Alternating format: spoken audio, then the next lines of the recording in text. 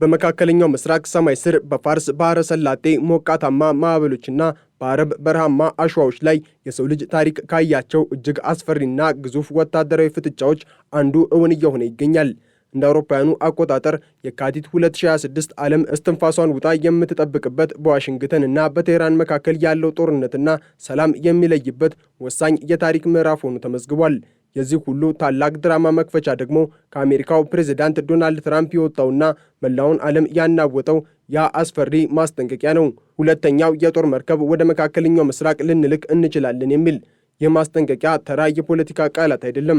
ይልቁንም በውሃ ላይ የሚንሳፈፉትን የአሜሪካ የጥፋት ከተሞች ወደ ኢራን ደጃፍ በማምጣት ቴህራንን በድርድር ጠረጴዛው ላይ ካልሆነም በጦር ሜዳው እንድትበረከክ ለማድረግ የተወረወረ ወታደራዊ ጦር ነው። ትራምፕ በሰጡት መግለጫ አሜሪካ አሁን በአካባቢው ካላት ግዙፍ የጦር መርከብ በተጨማሪ ዩኤስኤስ ጆርጅ ዋሽንግተንን ወይም ዩኤስኤስ ጆርጅ ኤች.ደብሊው ቡሽን ወደ አካባቢው በማንቀሳቀስ አርማዳ የተሰኘውን ግዙፍ የባህር ኃይል ጥምረት ለመፍጠር መዘጋጀታቸውን አስታውቋል። ይህ ማለት በመቶዎች የሚቆጠሩ እጅግ ዘመናዊ የጦር አውሮፕላኖች፣ የሚሳኤል አውዳሚ መርከቦችና የባህር ሰርጓጅ መርከቦች የኢራንን የባህር ጠረፍ ይከባሉ ማለት ነው። ፕሬዝዳንቱ በግልጽ እንደተናገሩት ወይ ስምምነት ላይ እንደርሳለን፣ አለዚያ ግን ልክ እንደ ባለፈው ጊዜ በጣም ከባድ የሆነ እርምጃ እንወስዳለን። ይህ ባለፈው ጊዜ ያሉት በሰኔ 2025 አሜሪካና እስራኤል በኢራን የኒውክሌር ጣቢያዎች ላይ የፈጸሙትን የ12 ቀናት የቦምብ ናዳ የሚያመለክት ሲሆን ትራምፕ አሁን ለሁለተኛው ዙር ዝግጁ መሆናቸውን እየነገሩን ነው። የፕሬዝዳንቱ ማስጠንቀቂያ በንግግር ብቻ እየተገደበ እንዳልሆነ ደግሞ በኳታር ምድር ላይ ያለው እንቅስቃሴ በግልጽ ይመሰክራል። በመካከለኛው ምስራቅ ግዙፉ የአሜሪካ ጦር ሰፈር የሆነው አልኡዴድ በአሁኑ ወቅት ወደ አንድ ንቁ የጦርነት ማሽንነት ተቀይሯል። የቅርብ ጊዜ የሳተላይት መረጃዎች እንደሚያሳዩት አሜሪካ በኳታር በረሃ ላይ ያላትን ወታደራዊ አሰላለፍ ከመከላከያ ወደ ፈጣን ጥቃት ቀይራለች። በተለይም ኤም104 ፓትሪዮት የሚሳኤል መከላከያ ስርዓቶችን ከዚህ ቀደም ከነበሩበት ቋሚና የማይንቀሳቀስ ስፍራ ተነቅለው ኤም983 በሚባሉ እጅግ ግዙፍና ባለብዙ ጎማ የጭነት መኪናዎች ላይ ተጭነው ተዘጋጅተዋል። ይህ እርምጃ ወታደራዊ ትርጉሙ እጅግ ጥልቅና አስፈሪ ነው።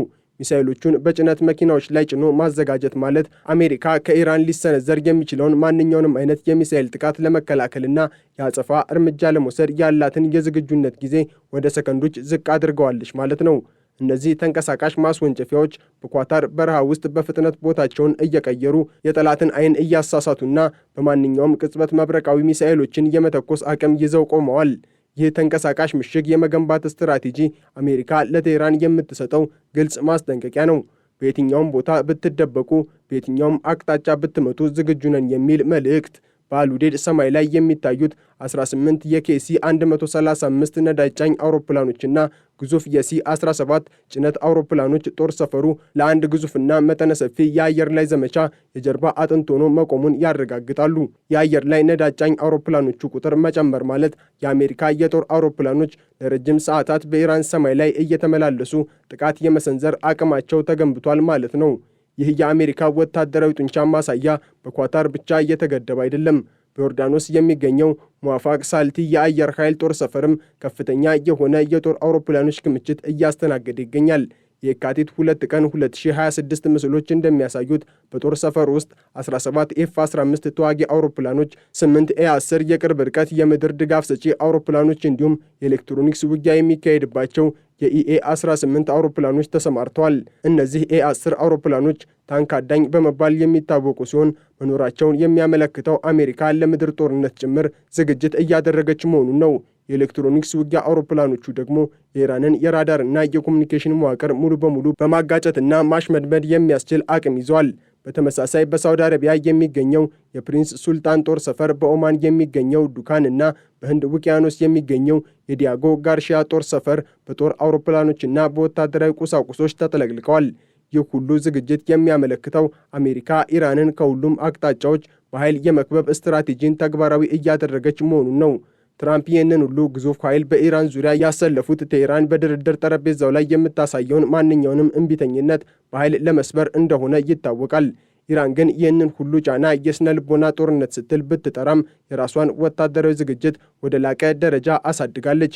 የኢራን አብዮታዊ ዘብና ወታደራዊ አመራሮች የሀገሪቱን ክብር አሳልፈው ላለመስጠት ቆርጠው ተነስተዋል። የሳተላይት ምስሎች እንደሚያሳዩት ኢራን ሻሂድ ባገሪ የተሰኘውና ሰው አልባ አውሮፕላኖችን መሸከም የሚችለውን አዲስ የጦር መርከቧን በባንደር አባስ ባህር ዳርቻ አሰማርታለች። ይህ መርከብ ኢራን በባህር ላይ ያላትን የድሮን ጥቃት አቅም ለማሳየት የቆመ የፈተና ምልክት ነው። ከዚህ በላይ ኢራን ከመሬት በታች የገነባቻቸው የሚሳኤል ከተሞችና በከርማንሻህና በሴምናን የሚገኙት የሚሳኤል ማስወንጨፊያ ጣቢያዎቿ ወደ ከፍተኛ የንቃት ደረጃ ተሸጋግረዋል። ቴህራን የምትመካው በባለስቲክ ሚሳኤል አቅሟ ላይ ነው። ይህ አቅሟ ደግሞ ባለፈው ዓመት በእስራኤል ላይ በፈጸመችው ጥቃት የታየ ሲሆን አሁን ደግሞ ክምችቷን በከፍተኛ ሁኔታ እንዳሳደገች ትገልጻለች። ለኢራን የሚሳኤል ፕሮግራሟ ለድርድር የማይቀርብ ብሔራዊ ቀይ መስመር ነው። በዚህ ወታደራዊ ትርኢት መሃል ግን የዲፕሎማሲው ጭላንጭል አልጠፋም። የኦማንና የኳታር መንግስታት በሁለቱ ሀያላን መካከል የሚካሄደውን ፍንዳታ ለመክታት ሌት ተቀን እየሰሩ ይገኛሉ። ባለፈው ሳምንት በኦማን አሸማጋይነት የተካሄደው ምስጢራዊ የኒውክሌር ድርድር ሁለቱም ወገኖች ጦርነትን ለማስቀረት ያላቸውን የመጨረሻ ፍላጎት የገመገሙበት ነበር። የኢራኑ ከፍተኛ መሪ አሊ ካሚኒ አማካሪ የሆኑት አሊ ላሪጃኒ ወደ ኦማንና ኳታር ያደረጉት ጉዞ ቴህራን በዲፕሎማሲ በኩል ያላትን ዕድል ለመጠቀም እየሞከረች እንደሆነ ያሳያል። ላሪጃኒ ከኦማኑ ሱልጣን ሃይተም ቢን ታሪክ ጋር ባደረጉት ውይይት ሚዛናዊና ፍትሐዊ የሆነ ስምምነት ላይ ለመድረስ መንገዶችን መመርመራቸውን ተዘግቧል። ይሁን እንጂ የድርድሩ ይዘት እጅግ ውስብስብና ፈታኝ ነው። አሜሪካ ኢራን እስከ 60 በመቶ ያበለጸገቻቸውን ዩራኒየም እንድታስወግድና የኒውክሌር ፕሮግራሟን ሙሉ በሙሉ እንድታቆም ትፈልጋለች። ከዚህም ባለፈ ዋሽንግተን የኢራንን የባለስቲክ ሚሳኤል ፕሮግራም በድርድሩ ውስጥ ለማካተት ቆርጣ ተነስታለች። ፕሬዚዳንት ትራምፕ እና ምክትል ፕሬዚዳንት ጄዲ ቫንስ እንደሚሉት አሜሪካ ለኢራን የምትፈቅደው ምንም አይነት የኒውክሌር መሳሪያ የማግኘት ዕድል የለም። ቫንስ በሰጡት መግለጫ ትራምፕ በድርድሩ ላይ የመጨረሻውን ቀይ መስመር እንደሚያሰምሩና ከዛ ወዲያ ለድርድር የሚሆን ቦታ እንደማይኖር አስታውቀዋል። በዚህ ወሳኝ ወቅት የእስራኤሉ ጠቅላይ ሚኒስትር ቤንያሚን ኔታንያሁ ሚና በቀላሉ የሚታይ አይደለም። ኔታንያሁ ወደ ዋሽንግተን ባደረጉት ጉዞ ከትራምፕ ጋር በሚያደርጉት ስብሰባ ላይ ለኢራን ድርድር የሚሆኑ መርሆችን እንደሚያቀርቡ ገልጸዋል። የእስራኤል አቋም ግልጽ ነው። ኢራን ልክ እንደ ሊቢያው መሪ ኮሎኔል ጋዳፊ በ2003 እንዳደረጉት ሁሉንም የከባድ መሳሪያዎቿንና የኒውክሌር አቅሟን በዓለም አቀፍ ቁጥጥር ስር ልታስረክብ ይገባል። ኔታንያሁ ለትራምፕ የሚያቀርቧቸው እነዚህ መርሆች ድርድሩ ይበልጥ እንዲጠናከርና ኢራን ላይ ያለው ወታደራዊ ጫና እንዳይቀንስ ለማድረግ የታለሙ ናቸው። ኢራን በበኩሏ እስራኤል በዲፕሎማሲው ሂደት ውስጥ የምታደርገውን ጣልቃ ገብነት አጥፊና ሰላምን የማይፈልግ ስትል ትኮንናለች። በኳታር የሚገኘው የአሉዴድ ጦር ሰፈር በአሁኑ ሰዓት የመላው ዓለም ትኩረት ማዕከል ሆኗል። እዛ የሚገኙ ወታደሮች፣ መሐንዲሶችና አብራሪዎች የማንኛውንም ቅጽበት ትዕዛዝ እየጠበቁ ነው። ሚሳኤሎቹ በጭነት መኪናዎች ላይ ተጭነው መዘጋጀታቸው አሜሪካ ለዲፕሎማሲው ጊዜ እንደማትሰጥና ለውሳኔ መቸኮሏን ያሳያል። የሳተላይት ምስሎች የሚነግሩን ታሪክ አንድ ነው። መካከለኛው ምስራቅ ከዚህ ቀደም አይቶት የማያውቀው የኃይል ሚዛን ፍጥጫ ውስጥ ይገኛል። ኢራንም በበኩሏ የመጨረሻውን ድል ለመቀዳጀት ዝግጁ መሆኗን እየገለጸች ነው። የኢራኑ ፕሬዝዳንት መሱድ ፔዜሽኪያን እንደሚሉት ኢራን ለድርድር ዝግጁ ብትሆንም ክብሯንና ብሔራዊ ጥቅሟን ግን አሳልፋ አትሰጥም። ቴህራን የምትፈልገው የተጣሉባት የኢኮኖሚ ማዕቀቦች ሙሉ በሙሉ እንዲነሱላትና በዓለም አቀፍ የንግድ መስመር ውስጥ ያለምንም እንቅፋት መሳተፍ ነው። ማዕቀቦች ካልተነሱ ዩራኒየም የማቅለጥና የማበልጸግ ስራችንን አንቀንስም የሚለው የኢራን የአቶሚክ ኃይል ድርጅት መሪ መሐመድ ኢስላሚ መግለጫ በሁለቱ ወገኖች መካከል ያለውን የጥቅም ግጭት በግልጽ ያሳያል። ይህ የወታደራዊና የዲፕሎማሲ ትንቅንቅ በዓለም አቀፉ ማህበረሰብ ላይም ከፍተኛ ስጋትን ፈጥሯል። የነዳጅ ዋጋ በፋርስ ባህረ ሰላጤ በሚነፍሰው የጦርነት ጭስ ምክንያት በየቀኑ እየተለዋወጠ ነው። የዓለም ሀያላን ሀገራትም ወደዚህ ግጭት ውስጥ እንዳይገቡ በመስጋት ጥንቃቄ እያደረጉ ይገኛሉ። ሆኖም ግን ዋናው ውሳኔ ያለው በዋሽንግተንና በቴህራን እጅ ነው። ፕሬዝዳንት ትራምፕ ሁለተኛ የጦር መርከብ አቅራቢን ወደ ቀጠናው እንዲገባ ትዕዛዝ ከሰጡ ይህ እርምጃ የድርድሩን በር ዘግቶ የጦርነቱን በር በርግዶ እንደሚከፍት ይታመናል። የካቲት 2026 ለመካከለኛው ምስራቅና ለመላው ዓለም ታሪካዊ ወቅት ነው። በአንድ በኩል ትራምፕ ግዙፍ አርማዳቸውን ወደ ባህረ ሰላጤው እያስጠጉ ነው። በሌላ በኩል ደግሞ በአሉዴድ በኩል የሚታየው የወታደራዊ ዝግጅት ለጥቃት የታለመ ይመስላል። ሰላምም ሆነ ጦርነት ሁለቱም አማራጮች እጅግ ውድ ዋጋ የሚያስከፍሉ ናቸው። አሜሪካ ሚሳኤሎቿን በኳታር በረሃ ውስጥ አዘጋጅታለች። ኢራንም የሚሳኤል ከተሞቿን በር ከፍታለች። ትራምፕም የጦር መርከቦቻቸውን አሰልፈዋል። በዚህ ታላቅ የኃይል ትርኢት ውስጥ የዲፕሎማሲው ድምፅ እጅግ እየቀነሰና የጦርነት ነጋሪት ድምፅ ደግሞ ይበልጥ እየጎላ መጥቷል። ዓለም በሚቀጥለው ሰከንድ ምን ሊከሰት እንደሚችል በከፍተኛ ስጋት የምትጠብቅበት የፈተና ሰዓት ላይ ትገኛለች። የዚህ ሁሉ ውጥረት መጨረሻ ምን ሊሆን ይችላል የሚለው ጥያቄ የሁሉንም ሰው አእምሮ እያሳሰበ ይገኛል። ድርድሩ ሰላማዊ ስምምነት ላይ ሊያደርስ ካልቻለ በመካከለኛው ምስራቅ የሚነሳው እሳት ዓለም አቀፋዊ ይዘት እንደሚኖረው ግልጽ ነው። ትራምፕ በጣም ከባድ እርምጃ ለመውሰድ ያላቸው ቁርጠኝነትና ኢራን ደግሞ የአጸፋ እርምጃ ለመውሰድ ያላት ዝግጁነት ቀጠናውን ወደማይወጣበት ቀውስ ሊከቱት ይችላሉ።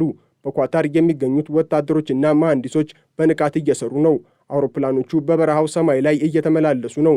የጦር መርከቦቹም ወደ ባህረ ሰላጤው እየተቃረቡ ነው። መካከለኛው ምስራቅ በአንድ ትልቅ የእሳተ ገሞራ አፋፍ ላይ ቆሟል። የፍንዳታው ሰዓት ደግሞ ከምንጊዜውም በላይ እየቀረበ ይመስላል።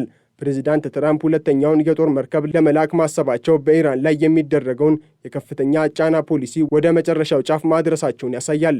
ይህ እርምጃ ቴህራን ወይ እንድትሰበር ወይም ደግሞ እንድትፈነዳ የሚያደርግ ነው። በኳታር የሚገኘው የአልኡዴድ ጦር ሰፈር ዝግጅት ደግሞ አሜሪካ ለሁለቱም አማራጮች ዝግጁ መሆኗን የሚያረጋግጥ ነው። ዓለም ከዚህ ቀደም አይታ የማታውቀው ግዙፍ ወታደራዊ አሰላለፍ በመካከለኛው ምስራቅ ምድር ላይ ተዘርግቷል። ጦርነትና ሰላም፣ ጥፋትና ልማት፣ ሞትና ሕይወት አሁን በዋሽንግተንና በቴህራን አመራሮች ውሳኔ ላይ ተንጠልጥለዋል። የካቲት 2026 የታሪክ መዝገብ ላይ በምን አይነት ቀለም እንደሚከተብ የሚያሳዩ